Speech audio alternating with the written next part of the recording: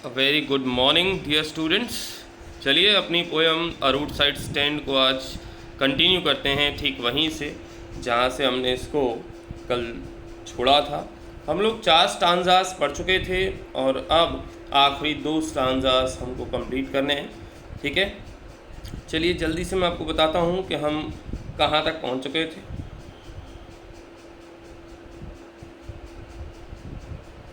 हम लोगों ने इस पोएम को 4th स्टांजा के एंड तक कंप्लीट कर लिया था, यानी यहाँ तक हम लोग पढ़ चुके हैं। एरो का निशान आपको दिख रहा होगा, यहाँ तक हम लोग पढ़ चुके हैं और अब समटाइम्स आई फील से शुरू होगा। देखिए, अब तक जो बातें हो रही थी वो बातें ये थी कि किस तरह से कुछ सेल्फिश लोगों के द्वारा, जो कि भला करने का दिखावा करते हैं, उनके द्वारा इन गरीब लोगों को अलग अलग सपने दिखाकर, अलग अलग योजनाओं के बारे में बताकर उनकी जगह से दूसरी जगह शिफ्ट कर दिया जाता है। जहाँ शायद उनको सिनेमा दिखाई देता है, दुकानें दिखाई देती हैं और भी चीज़ें दिखाई देती हैं, पर वो अपने मालिक खुद नहीं बचते, वो अपने लिए खुद नहीं सोच सकते। तब ये स्थिति है। तो इन सब चीज़ों को देखकर पोएट जो है वो भी परेशान होकर ही कहता है कि ये वो लोग हैं जो नींद के सपने दिखाकर इनकी दिन रात की नींद और चैन छीन लेते हैं, और ये चैन वो अपने लिए यूज़ करते हैं, यानी वो नींदें उनको मिलती हैं, उन अमीर लोगों को, उन दिखावटी लोगों को, ना कि उन गरीब मेहनत कश लोगों को। आगे पोएट कहता है, sometimes I feel my self, कभी कभार मैं खुद महसूस करता हूँ, आई कैन हार्डली बियर, कि मैं बड़ी मुश्किल से ही सहन कर सकता हूँ, the thought of so much childish longing. Childish longing यानी बच्चों जैसी इच्छा, बचकानी इच्छा। ठीक है, पोएट कहता है कभी कभार मैं खुद सोचता हूँ, कभी कभार मैं खुद सोचता हूँ, आई कैन हार्डली बियर, कि मैं बमुश्किल ही सहन कर पाऊँगा, the thought of so much childish longing, इतनी ज़्यादा बचकानी इच्छा को, इन वेन जो कि बेकार है, वेन होता है बेकार, व्यर्थ, यूजलेस। वो इच्छा क्या है? वो इच्छा है उन किसानों की, उन गरीब लोगों की, कि वो भी सिटी लाइफ को अपने जीवन में एक्सपीरियंस कर पाएँ। तो पोएट भी यही कहता है कि कभी कभार मैं खुद ये सोचता हूँ कि ये जो इच्छाएं रखते हैं, ये रोड साइड स्टैंड्स लगाकर बैठने वाले लोग जो इच्छाएं रखते हैं कि इनके हाथ में भी पैसा होगा, ये भी अमीर होंगे, इनकी आने वाली जनरेशन्स को ये काम नहीं करने पड़ेंगे। कभी कभी मैं सोचता हूँ कि इतनी बड़ी इच्छाएं रखने वाले, बचकानी इच्छा रखने वाले ये लोग जो हैं, इनकी बातों को मैं सहन नहीं कर सकता, क्योंकि ये रियलिटी में पॉसिबल ही नहीं है कि ये लोग, रोड साइड स्टैंड वाले ये लोग जो हैं, उन अमीरों का लग्जोरियस जीवन जी पाएँ। द सैडनेस, आगे वो कहता है, द सैडनेस दैट लर्क्स, जो उदासी, सैडनेस यानी उदासी, जो उदासी लर्क्स यानी घात लगाकर बैठी है। लर्क का मतलब होता है घात लगाकर बैठना। ध्यान दीजिएगा, मैं एक बार क्लियर करता हूँ इस वर्ड को। लर्क्स यानी घात लगाकर बैठना, जो उदासी घात लगाकर बैठी है, near the open window there, वहाँ उस खुली खिड़की के पास। तो खुली खिड़की किसकी है? उस रोड साइड स्टैंड वाले की, उस घर की जो अब आगे एक शेड की तरह आगे आ चुका है, दुकान की तरह। वो उदासी जो कि उस खुली खिड़की के पास घात लगाकर बैठी है। दैट वेट्स ऑल डे, वो उदासी जो पूरे दिन इंतज़ार करती है, इन ऑलमोस्ट ओपन प्रेयर, एक खुली आँखों से प्रार्थना करते हुए। ध्यान दीजिएगा, ये जो वर्ड है ओपन प्रेयर, ठीक है, इसका मतलब है खुली आँखों से प्रार्थना करना। ये लोग कौन हैं? वो रोड साइड स्टैंड वाले लोग, जो कि पूरे दिन क्या करते रहते हैं? पूरे दिन करते हैं वो वेट, किनका? अपने कस्टमर्स का। ठीक है, कोई तो आए, कोई तो उनसे कुछ खरीदे, जिससे कि उनको भी कैश मिल पाए, उनको भी नकद मिल पाए, उनको भी वो आराम मिल पाए। ठीक है, ये वो उदासी है जो उस खुली खिड़की के पास पूरे दिन एक खुली आंख से प्रार्थना करती हुई इंतज़ार करती रहती है। मतलब एक, जैसे हम प्रार्थना करते हैं तो आंखें बंद कर लेते हैं, चाहे कोई भी धर्म हो, ठीक है। लेकिन ये ओपन आइड प्रेयर है, एक ओपन आइड प्रेयर जो खुली आंखों से आसपास आने जाने वाले वाहनों को देखते रहते हैं, ये सोचते रहते हैं कि ये तो रुकेगा, कोई तो रुकेगा, ठीक है।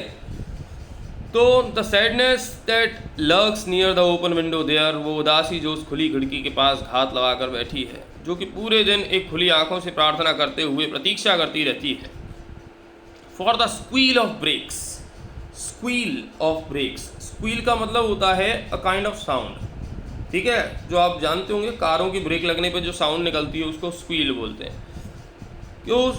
ब्रेक लगने की आवाज़ को, गाड़ी के रुकने की आवाज़ को, the sound of a stopping car, एक रुकती हुई कार का साउंड। यहाँ पर पोएट ने आगे और क्लियर कर दिया है इसी को, स्क्वील ऑफ ब्रेक को, the sound of a stopping car. वो मतलब खुली आंखों से प्रार्थना करते रहते हैं कि किसी कार के रुकने की आवाज़ आएगी। Of all the 1000 selfish cars, अब देखो कार तो कभी सेल्फिश नहीं हो सकती है। सेल्फिश किसको कहा गया है? उन लोगों को जो उन कार्स में बैठे हुए हैं, ठीक है। Of all the 1000 selfish cars, उन हज़ारों मतलबी स्वार्थी कारों में से, यानी कारों में बैठे लोगों में से, दैट पास, जो कि यहाँ से गुज़रते हैं, उन यहाँ से गुज़रने वाले उन हज़ारों स्वार्थी लोगों में से just one to inquire what a farmer's price are, just one, एक रुका टू इंक्वायर, यानी पूछताछ करने के लिए, what a farmer's price are, कि इस फार्मर के प्रोडक्ट्स का प्राइस क्या है, किसका? प्रोडक्ट्स का, ठीक है। केवल एक रुका, केवल ये पूछने के लिए what a farmer's price are, कि इस किसान के सामान का मोल क्या है, ठीक है। फार्मर्स प्राइस, ध्यान रखेंगे इस चीज़ को, ये जो फार्मर्स प्राइस है इसका मतलब है the products price, farmers products price, right. केवल एक रुका, एंड वन डिड स्टॉप, और एक और रुका। अगली लाइन में वो कहता है कि एक और रुका, क्यों? But only to plough up the grass, रुका तो सही पर केवल घास को रोंदने के लिए, प्लो अप, रोंदना, ठीक है, घास को रोंदने के लिए। क्यों रोंदने के लिए?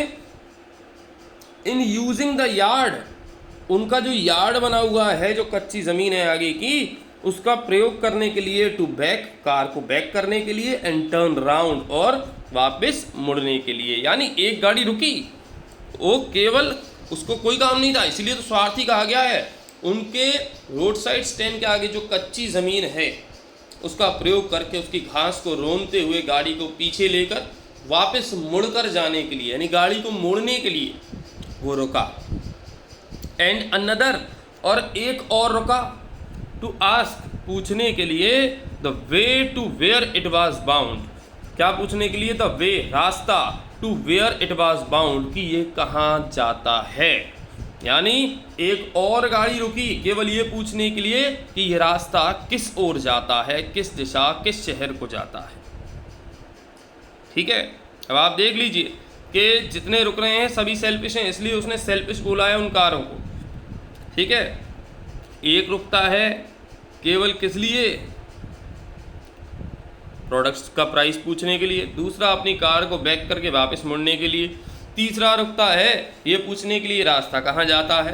एंड अनदर, और एक और रुका, टू आस्क, पूछने के लिए, could they sell it a gallon of gas. ध्यान दीजिएगा, अ गैलन ऑफ गैस का मतलब यहाँ पर क्या है? अ गैलन ऑफ गैस का मतलब है यहाँ पर फ्यूल, ठीक है। अ गैलन ऑफ गैस का मतलब क्या है? फ्यूल। तो एक और रुका पूछने के लिए, कुड दे सेल इट, क्या वो उसको दे सकते हैं? अ गैलन ऑफ गैस, यानी कुछ मात्रा में फ्यूल, एक गैलन फ्यूल दे सकते हैं क्या? अब ये मजाक हो गया कि नहीं हो गया? जो सब्जियां बेच रहा है रोड साइड स्टैंड लगाकर, वो उसको फ्यूल दे सकता है क्या? तब इस बात को सुनकर जो किसान है, जो रोड साइड स्टैंड वाला है, वो बोलता है दे कुड नॉट, वो नहीं दे सकते। दिस क्रॉसली, क्रोध से पहले भी आया था ये, दिस क्रॉसली, ठीक है, सेकंड स्टांजा में। क्रोध से बोलता है नहीं दे सकते। दे हैड नन, कि उनके पास वो फ्यूल है ही नहीं, तो देंगे कहाँ से। डिडंट इट सी, क्या तुमने देखा नहीं, क्या तुमको दिखता नहीं है कि हम फ्यूल नहीं बेच रहे हैं, हमारे पास कोई फ्यूल नहीं है, कोई गैस नहीं है। तो इस क्रोध से यहाँ पर उसको फटकारते हुए वो भगाता है। आगे पोइट कहता है no in country money the country scale of gain. Country का मतलब यहाँ पर क्या है, देहात। क्या मतलब है, देहात, यानी एक कैसा एरिया बोलते हैं, rural area, right, rural area जो होता है, ठीक है। नो इन कंट्री मनी, नहीं, ना तो देहाती पैसे में। The country scale of gain, scale of gain का मतलब क्या है, पे स्केल, कितना पैसा कमाते हैं, ठीक है, कितनी अमाउंट में पैसा कमाया जाता है। तो ना तो देहाती पैसे में, ना ही देहाती पैसे के पैमाने में, जिस पैमाने से या जिस मात्रा में पैसा गांव में कमाया जाता है। द रिक्विजिट, वो ज़रूरी, रिक्विजिट का मतलब क्या है, नीडेड, ठीक है, क्या मतलब है, नीडेड। तो ना तो देहाती पैसे में और ना ही देहाती पैसे के पैमाने में the requisite lift of spirit has never been found. The requisite, वो नीडेड, जो ज़रूरी, लिफ्ट ऑफ स्पिरिट यानी जो ऊर्जा है, हैज़ नेवर बीन फाउंड, वो कभी भी देखने को नहीं मिली है। यानी जो मज़ा, जो आनंद, जो उत्साह, जो एक्साइटमेंट अमीरी में दिखता है, या फिर मैं कहूँ शहरी पैसे में दिखता है, ये शहरी पैसे के पैमाने में दिखता है। जितना पैसा शहरों में लोग कमाते हैं या जितनी मात्रा में कमाते हैं, उसको पाने के बाद जो एक्साइटमेंट दिखता है ना, वो एक्साइटमेंट ना तो देहाती पैसे में दिखता है और ना ही देहाती पैसे के पैमाने में दिखता है, क्योंकि गाँव में अमूमन पर पर्सन जो कमाई है वो बहुत कम है। ऐसा यहाँ पर हमको पोइट कहना चाह रहा है, ठीक है।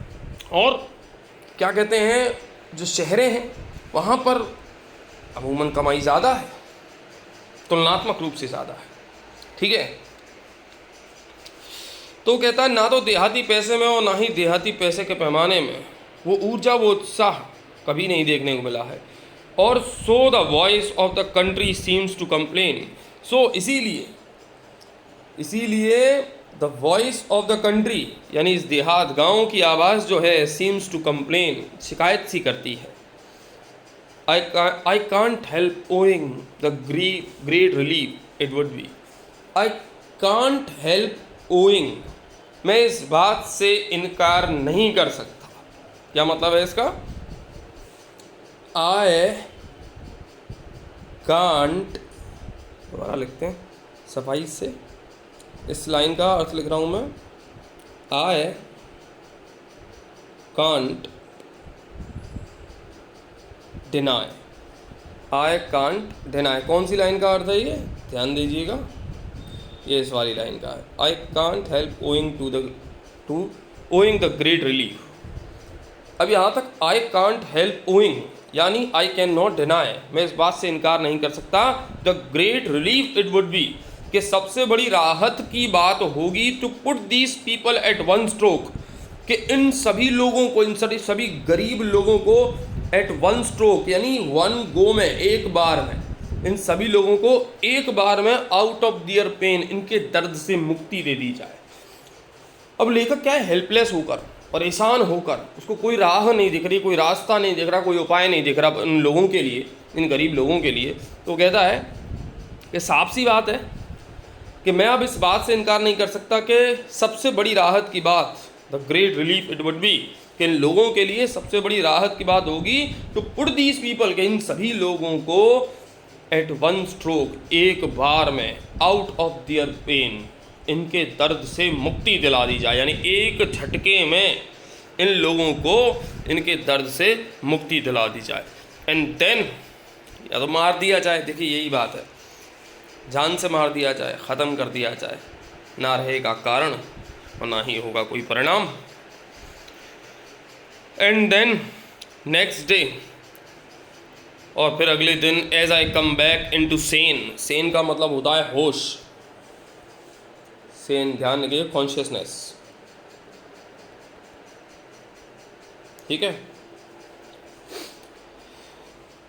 और फिर अगले दिन अभी मैं बेहोश हूँ, यानी अभी मैं डूबा हुआ हूँ इनके दर्द में, और फिर अगले दिन as I come back into sense, जब मैं होश में वापस आऊँ, आई वंडर, तब मैं एकदम से आश्चर्य जताऊँगा, how I should like you to come to me and offer to put me greatly out of my pen.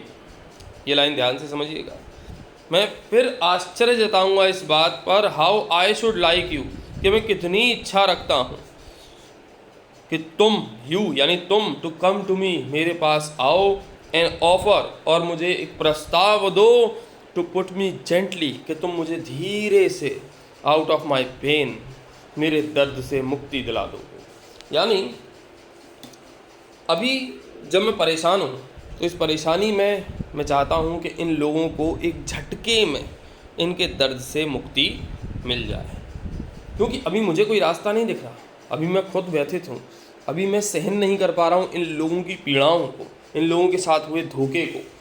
तो मैं चाहता हूँ कि एक बार में इनको ख़त्म कर दिया जाए, पर अगले दिन जब मैं होश में आऊँगा, जब मुझे सही गलत का एहसास होगा, तब सोचने की बात होगी कि क्या मैं ऐसा चाहूँगा कि तुम मेरे पास आओ और मुझे धीरे से मेरे दर्द से मुक्ति दिला दो, जैसा कि मैंने इनको ऑफ़र किया।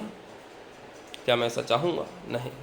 पर क्या होता है, ये बात बताई गई है, जो लोग सुसाइड कर लेते हैं या परिवार को मार देते हैं कर्ज़े के बोझ में आकर, परेशान होकर, उन लोगों के लिए ये लाइन है, 3 लाइन, कि जब आदमी परेशान होता है तो वह ऐसे डिसीजन तो ले लेता है, लेकिन अगले दिन या बाद में, कुछ समय बाद, जब उसको होश आता है, सही चीज़ों का एहसास होता है, जब वो बैलेंस्ड होता है, मेंटली बैलेंस्ड होता है, तब वो सोचता है कि क्या मैं कभी ऐसा चाहता कि तुम मेरे पास आओ और इस तरह से मुझे मेरे दर्द से मुक्त कर दो। बिल्कुल नहीं। तो स्टूडेंट्स, ये थी आपकी poem a road side stand. It is now complete. 3 video हैं इसके, जिसने अभी तक नहीं देखे हैं, तीनों वीडियो देख लीजिए, 2-2 स्टांजा करके हैं, ठीक है। और उसके बाद अगर कोई क्वेरी हो तो एवरी सैटरडे आपकी ऑनलाइन क्लास हुआ करेगी कॉन्फ्रेंस सेक्शन में, मैं ऑनलाइन आऊँगा आप लोगों के लिए। और अगर कोई दिक्कत हो कमेंट सेक्शन में आप लिख सकते हैं, डायरेक्ट टेक्स्ट मैसेज कर सकते हैं। Thank you.